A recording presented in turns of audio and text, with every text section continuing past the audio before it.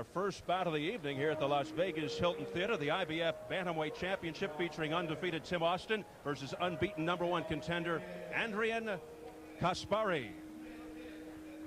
And let's take a look at the challenger, Andrian Kaspari, all the way from Indonesia, his American debut.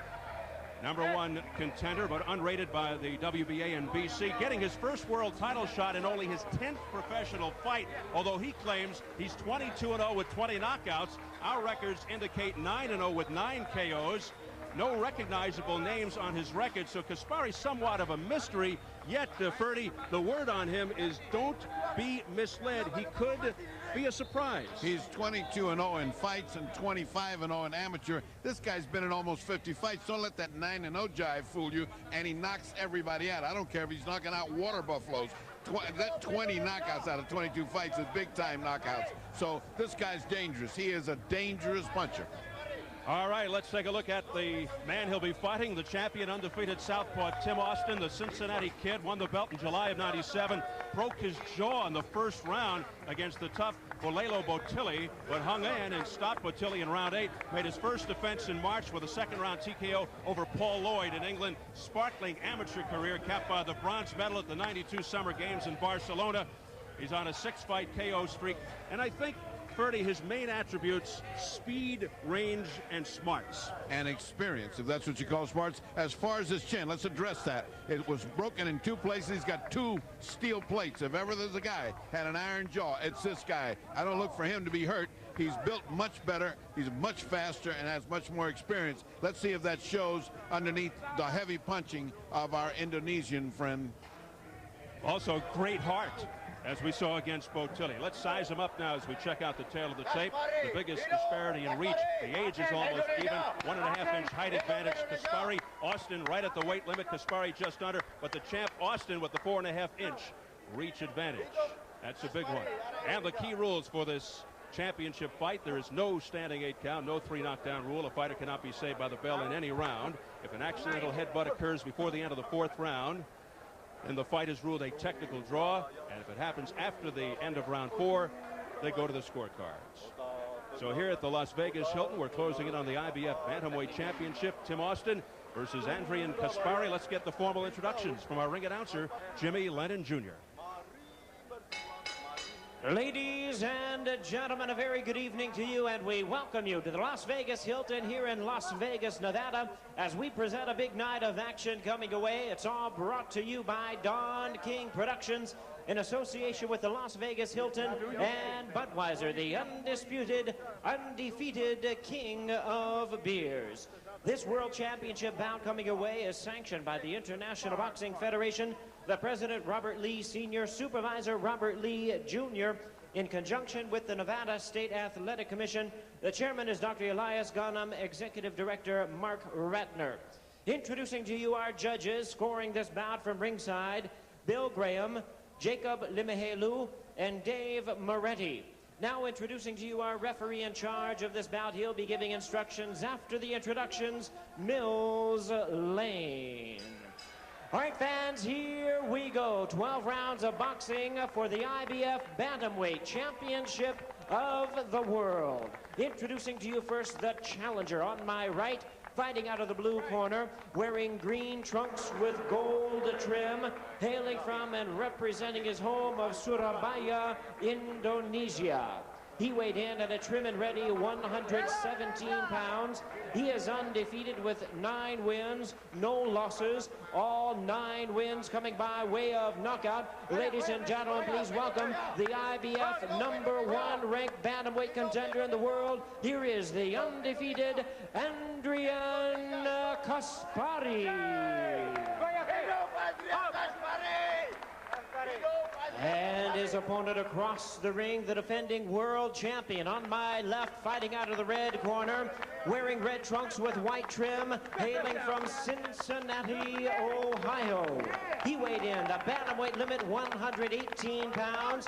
He also is undefeated in his campaign to the ring with 17 wins, no losses, 1 draw, with 16 wins coming by way of knockout. Tonight, he is making the second defense of his title. Please welcome the undefeated IBF bantamweight champion of the world, known as the Cincinnati Kid, introducing Tim Austin. Once again, a referee in charge now to give instructions, Mills Lane. All right, gentlemen, we've been through the instructions right now. Aaron, if he goes right there, hold on. If he goes right there, I'm not going to call him up, all right? If you go right there, it's going to be all right now. You've been through all the instructions. That's a tough, clean fight. Protect yourself at all times. Any questions from the challenger? The champion. Let's get it on.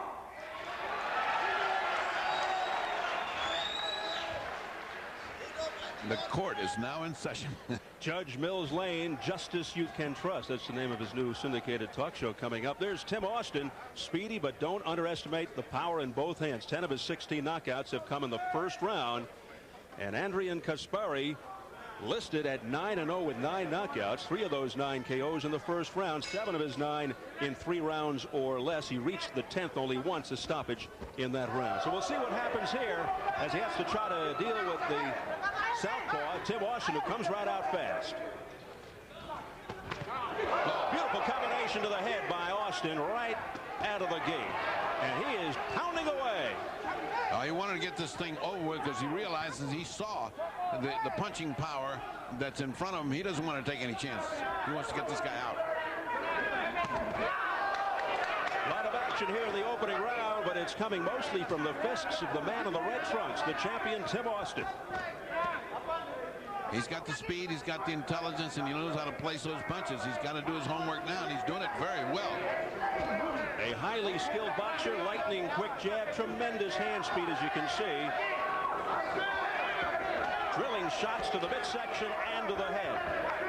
The book on Kaspari is his big knockout punches a right uppercut after he punches to the body, but it didn't look like he's going to get any chance to punch to the body without getting creamed. There was a glimpse of the right uppercut, but it was partially deflected by Austin. Austin does not want to stand still and get punched to the body, because that's when the uppercut follows.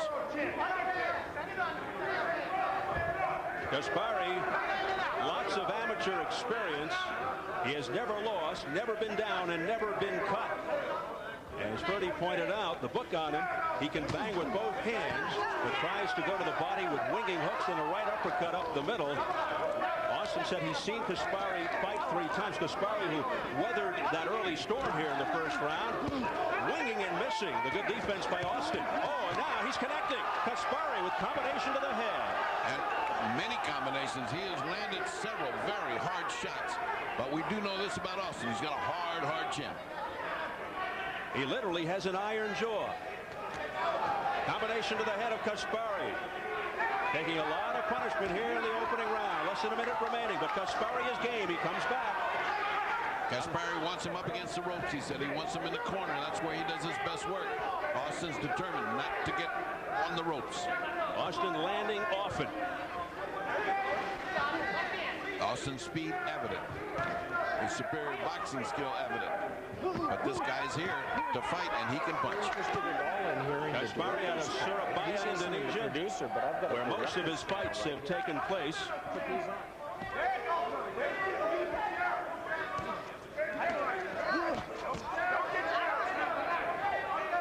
Well, right off the bat, you can certainly tell that Kaspari can take a punch. He's taken some really good shots, and Austin can bang. Final seconds of round 1, and after a big onslaught by Tim Austin, Kaspari survives. Get the spit bucket, have a seat, relax. Hey, Tim, you see every time you jab, see where he keeps ducking his head, then spring in and come back out and turn it back over. All right, see how you jab, he keeps ducking his head, you keep finding that shot now. You got him ducking where you want it. Now send it under and back over, but recock your hand. Give him a rinse. All right, good round. You won that round now.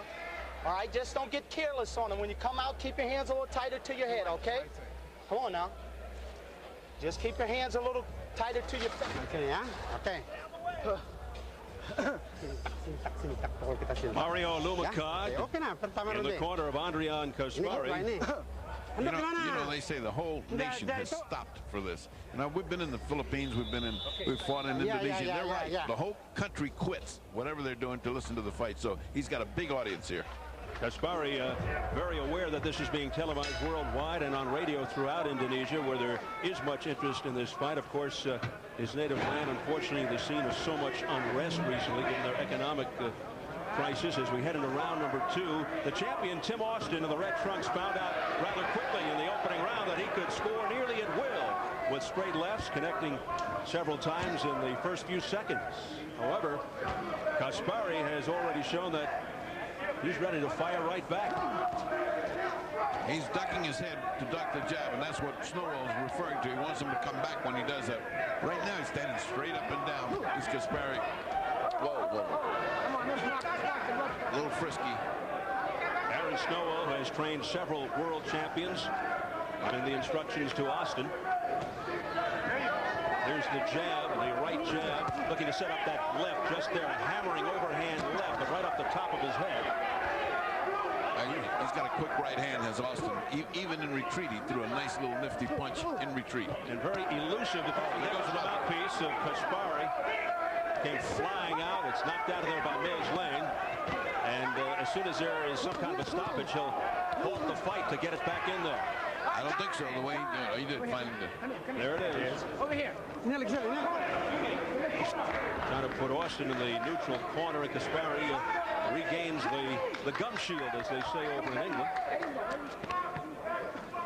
Round 2 continues midway through. That's a pleasure to watch a pro like Mills Lane work. He really commands a fight. Of course, the referee for Holyfield Tyson 2, the ear-biting incident, in which he was ballyhooed, commended. He got a book deal out of that. He ends up calling the book. Let's get it on. This would be a good book. Kaspari just winging wildly and missing.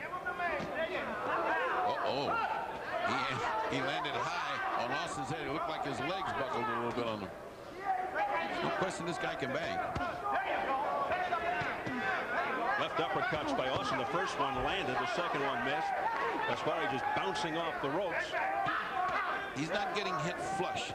He's getting hit, though, it's Kaspari. He got hit there. And that's a nice thudding uppercut. Right uppercut by Austin. Right on the nose of Kaspari. Kaspari, that doesn't look like he was paying attention to the fact that he's fighting a left-hander. Beautiful straight left hand by Austin that landed cleanly to the jaw of Kaspari. That was a solid punch. Final seconds of round 2.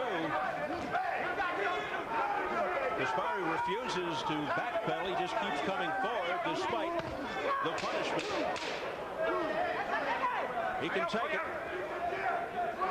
As we head for the bell, Kaspari continues to miss. He's being outboxed, is what's happening.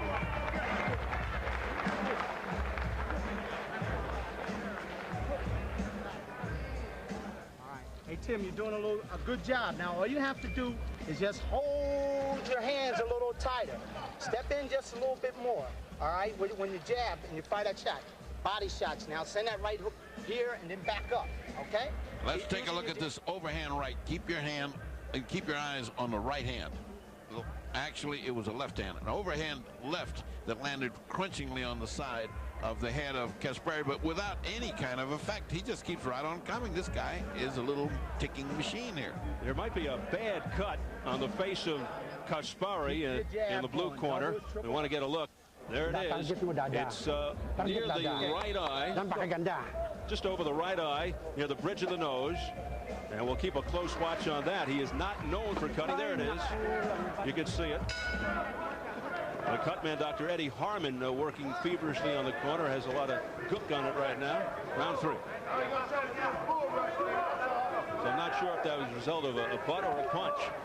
That was a butt right there. It looked like now we're being notified it was a punch. Oh, Kaspari walked right into one there. Kaspari doesn't seem to mind getting hit. I mean, he's coming right in, and he's willing to pay the price in order to land something. But he is in over his head as far as boxing ability is concerned. Austin continues to punch with both hands. He has power in both hands, moving forward, then backward. Very mobile. Oh, nice shot. Nice right-hand hook by Kaspari. But being answered by countering shots by Tim Austin. It was a countering right hook that ended things for the championship against Bo Tilly in round 8. This guy wants to fight every second of every second here. He's not going to quit just because they break him up. He's happy to be inside fighting and landing. A good right hand went right through Tim's guard. Another one. Austin to the head of Kaspari, who just keeps coming forward despite it. And he's throwing hard punches. He's not, those aren't lollipops. He's throwing hard punches. Kaspari missing, and it gives Austin an opportunity to counter once again. And I tell you, Austin makes Kaspari pay when Kaspari misses. But he doesn't need to go toe-to-toe. He's getting hit toe-to-toe. There's a good left hand by Kaspari. Down goes Kaspari with a left hand. A left hand to the face. And a strong, beautiful shot. Stuff. I don't know if he can continue. So wobbly. No. Mills Lane stops the fight, and Tim Austin retains his title.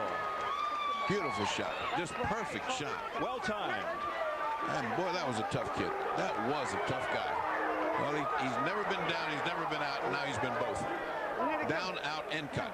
A trifecta. He could have skipped. He was a triple, as they say in your basketball world. He could have skipped this fight and stayed in Indonesia. Well, Tim Austin chalks up another W.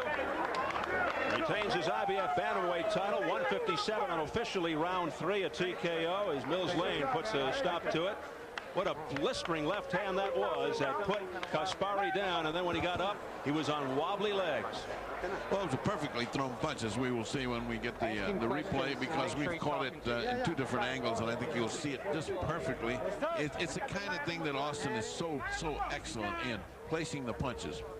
He's ducking, he sees his opening, and fires up. There you go. It's a good right hand. Left hand. I'm sorry, we turned around here. Here it comes.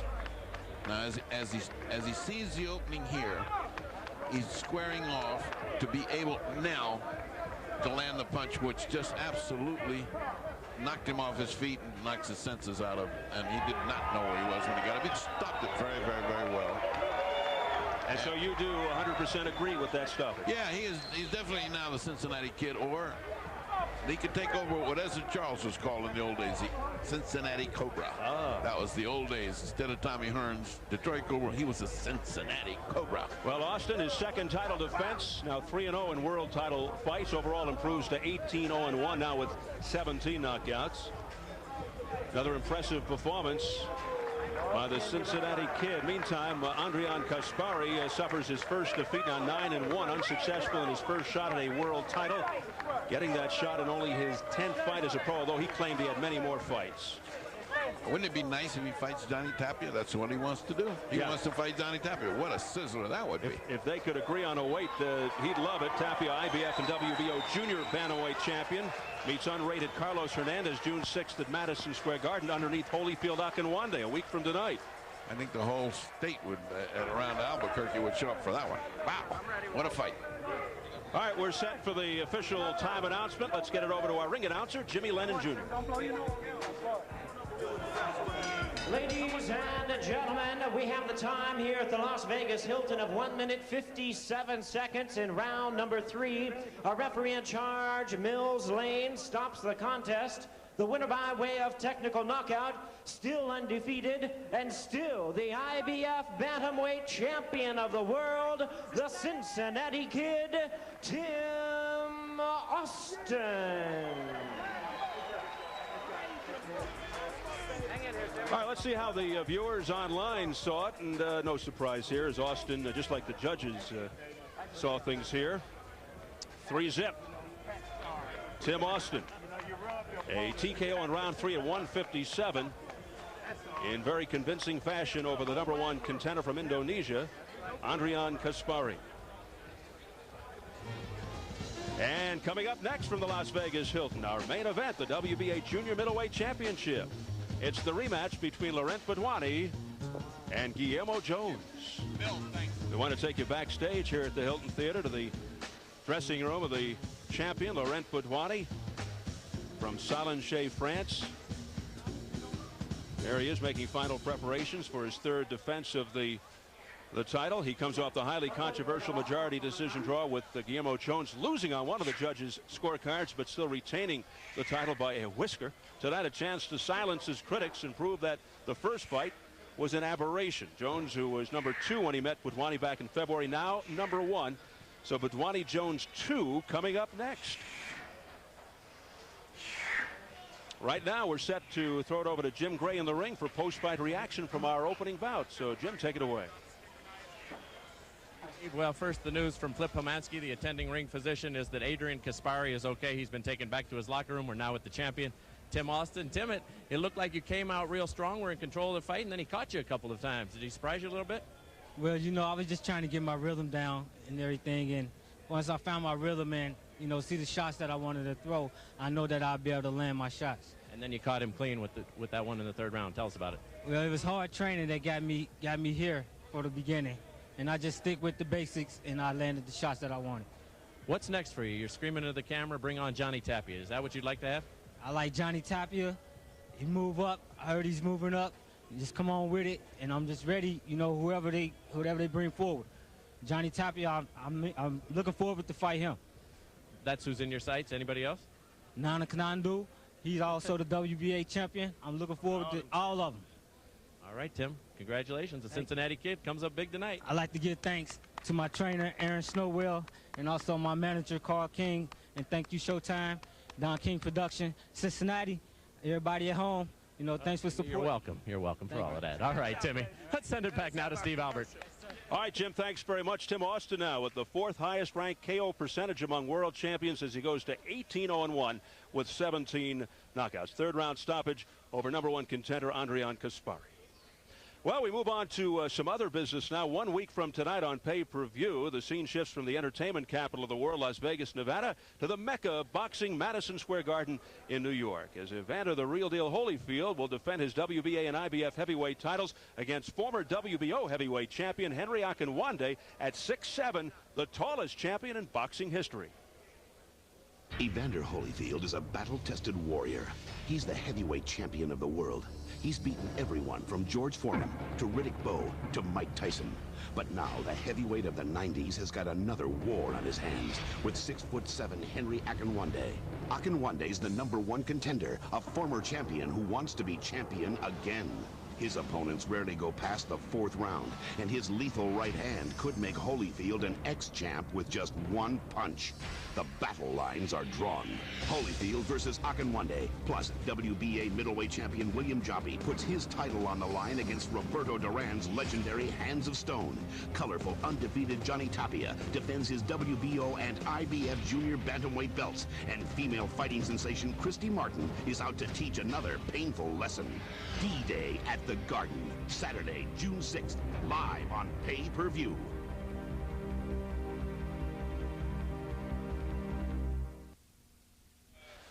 So, as always, a lot of energy and tremendous fun whenever there's a championship fight, and in this case, a heavyweight championship fight at the Mecca of Boxing, Madison Square Garden, 1 week from tonight in the heart of New York City.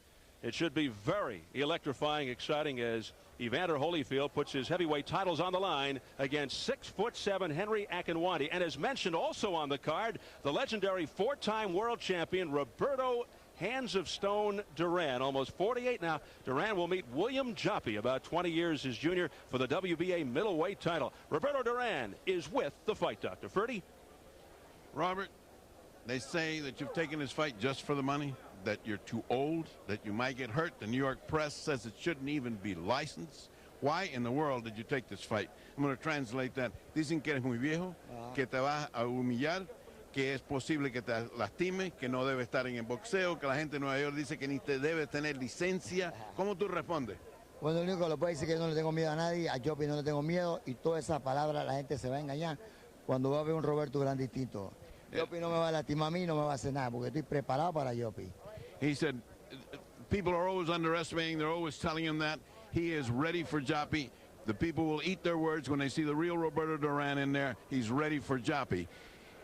¿Cuántas libras tuviste que perder para esto? ¿Cómo empezaste y cuánto tiempo te estás entrenado? Bueno, how long has it taken you to get to this weight? How much weight did you lose? Where did you start? bueno, yo estoy entrenando de México, estoy entrenando yo cuando peleó Chávez allá. Me estaba entrenando y he bajado, estaba en 180 libras y yo ahora mismo estoy en el peso 160 libras y no tengo ningún problema. Yo voy a sorprender a la gente. All right, he is started at 180 plus pounds in Mexico, is reduced down to 160. He is absolutely ready to fight. One last question. Why are you in boxing? Aren't you bored by now? ¿No estás aburrido en boxeo? No, a mí me encanta el boxeo y olvídate, a mí Joppy no me va a hacer nada. Si yo tengo que morir arriba del ring, pues muero arriba del ring, pero Joppy no es el hombre que puede matar a Roberto Duran. He said, I had never met a guy that could kill Roberto Duran. If he's going to get killed, he'd rather do it in the ring, and he invites you to come watch him June the 6th, because this should be another hard, hands of stone battle. This guy doesn't know anything but punching hard and fighting. You'll get a good, honest fight out of this man. All right, thanks very much, Doc. While Duran will go down as one of the all-time greats, many are saying no mas. Duran asked yesterday at the press conference in Los Angeles when he'll retire. Roberto said in the year 3000, when I trip over my beard. He jokes, but Duran's health is no laughing matter. The marquee fight is Holyfield-Akinwande. As you know, heavyweight championships in Madison Square Garden have made for a compelling combination over the years. In the case of June 6th, will the extraordinary height and wingspan of Akinwande pose a legitimate threat to Holyfield's heavyweight crowns, or is that more hype than reality? Well, earlier I spoke with Evander Holyfield about his upcoming fight and more. After Akinwande's hold-a-thon against Lennox Lewis, why should the public even believe for a second that he has any possible chance against you? Well, the only thing I can do is speak on my behalf how I didn't fight too good a fight with Bobby Chess. If people helped me to that, then I would be the person that I am today. And just as the Michael Moore fight, people wouldn't think it would be an exciting fight, but Michael Moore came to fight, and it's hard to tell a man that you're getting a golden opportunity to be the very best, and for him not to prepare himself to be the very best. And I think that he will. And I'm not the type of individual to take anything for granted. I don't want to be the guy that he win against. Do you think we could see a repeat of Lewis-Akinwande with Holyfield-Akinwande come June 6th, where he goes into the clutching and the grabbing, the holding again? I don't think so. I think what you may get is a fight a little bit more exciting than the Michael Moore and Holyfield fight. And I think the people probably need to really tune in and see a great fight. The fight people want after June 6th, of course, is Holyfield versus Lennox Lewis. But lots of bickering, lots of conflict, promoters, et cetera, et cetera. So much of the business side enters into a situation like this. Is it going to happen, though, in your estimation? Well, there's no doubt. I truly believe that it will happen. And I guess it may get two cracks. You know, you get a crack with Henry, get a crack with Lennox. Now, if Mike Tyson is relicensed in July, will we see a Holyfield versus Tyson 3? Well, the chances are slim. I truly believe as soon as the Lennox fight is over, it wouldn't be a reason. The only way that I think that a fight can ever conceivably happen is the fight don't come on between Lennox and the time that Mike is ready to fight. Well, obviously you have nothing left to prove against Mike Tyson, but monetarily, financially, might that be an incentive, motivation for you? Well, you know, I'm a professional fighter, and this is what I do for a living. But like I said, if the fight don't come between the Lennox fight, then I know that I won't fight him. Have you talked to him recently, Tyson? Well, at a basketball game, we spoke. That was at a Knick game at Madison Square Garden, and he shook your hand. Do you think that was his way of saying, I'm sorry? He didn't have no reason to shake my hand if he wasn't, I guess, apologizing. He's a good guy. Would you say, in a bizarre, twisted way, that the ear-biting incident was the best thing that could happen to your boxing career? No, I think I could have won, and it could have been just as good. And the fact that it did happen is how you deal with a situation. Well, you and Don King are such an odd couple, such an unlikely combination. What's your take on Don King? He's a promoter, and he's a promoter, and he's one of the best, if not the best. You've overcome so many obstacles, proved so many points, the unification of the cruiserweight division, beating Mike Tyson, overcoming medical situation.